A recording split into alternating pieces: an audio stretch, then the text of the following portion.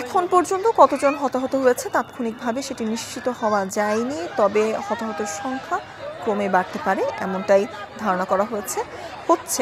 আহতদেরকে বিমান বাহিনীর হেলিকপ্টারে করে সিএমএইচে নিয়ে যাওয়া হয়েছে এবং গুরুতর আহত 13 জনকে এখন পর্যন্ত হাসপাতালে নিয়ে যাওয়া হয়েছে।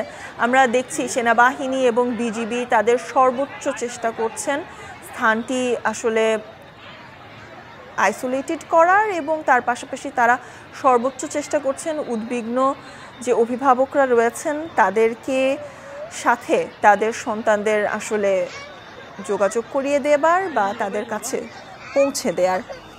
আইএসপিআরের বিজ্ঞপ্তিতে আরও জানানো হয়েছে বাংলাদেশ বিমানের F7 BGI প্রশিক্ষণ বিমানটি উত্তরায় যখন বিধ্বস্ত হয়, বিমানটিতে শুধুমাত্র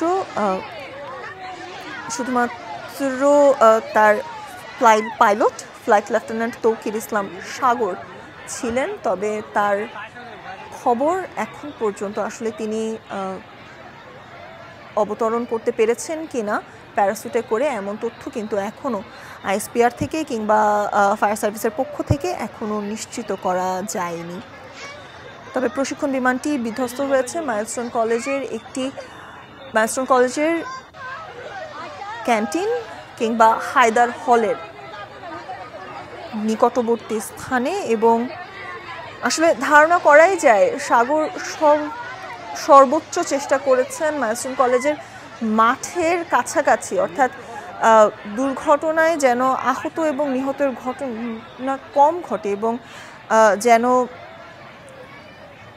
হতাহতের ঘটনা আসলে কমানো যায়, এমনটা কিন্তু ধারণা করাই হচ্ছে যে তৌকির সর্বোচ্চ চেষ্টা করেছিলেন, কারণ মাঠের একদম কাছেই, মাইলস্টোন মাঠের একদম কাছেই কিন্তু বিমানটি বিধ্বস্ত হয়েছে বলে আমরা নিশ্চিত হয়েছি। এবং উত্তরা দিয়াবাড়ির একটি জনবহুল স্থানে কিন্তু প্রচুর মানুষ, এবং তার পাশাপাশি যদি যুক্ত করি মাইলস্টোন কলেজের আশপাশেও কিন্তু আমরা লোকালয়ে প্রচুর মানুষ লক্ষ্য করতে পারছি, এবং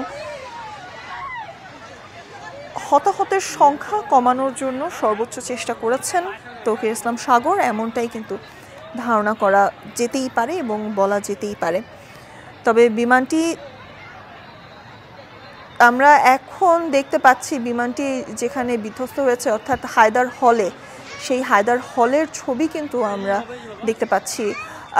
আপনারা হয়তোবা লক্ষ্য করছেন সেখানে ফায়ার সার্ভিসের পাশাপাশি সেনাবাহিনী এবং বিজিবি কাজ করছে, উৎসুক জনতা রয়েছে, তার পাশাপাশি অনেকেই কিন্তু সাহায্য করতেও এগিয়ে এসেছে। আমরা মাইলস্টোন কলেজের যে স্কাউট রয়েছে তাদেরও কিন্তু লক্ষ্য করেছি প্রাথমিক চিকিৎসা কিংবা প্রাথমিকভাবে সহায়তা করতে। তবে বারংবারই একটি তথ্য আসলে চলে আসে, যেহেতু ফাইটার প্লেন এবং জেট ফুয়েলের অতিরিক্ত দাহ্য পদার্থ হওয়ায় এই আগুন নিবারণ করাটা কিছুটা সময় সাপেক্ষ, এবং এই আগুনের তাপ অত্যাধিক হওয়ায় কিছুটা বেগ পেতে হচ্ছে ফায়ার সার্ভিসকে। তবে ফায়ার সার্ভিসের 8টি ইউনিট কাজ করছে। আপনারা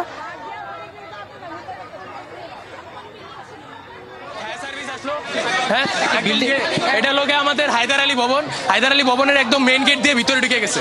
হ্যাঁ, ভিতরে ঢুকে যাওয়ার পরে ওই জায়গায় কত স্টাফ আর টিচার ছিল তাদের গার উপরে যে ওটা পড়ছে শোনা যাইতেছে। হ্যাঁ, আর ভিতরে অনেক বাচ্চা এখনো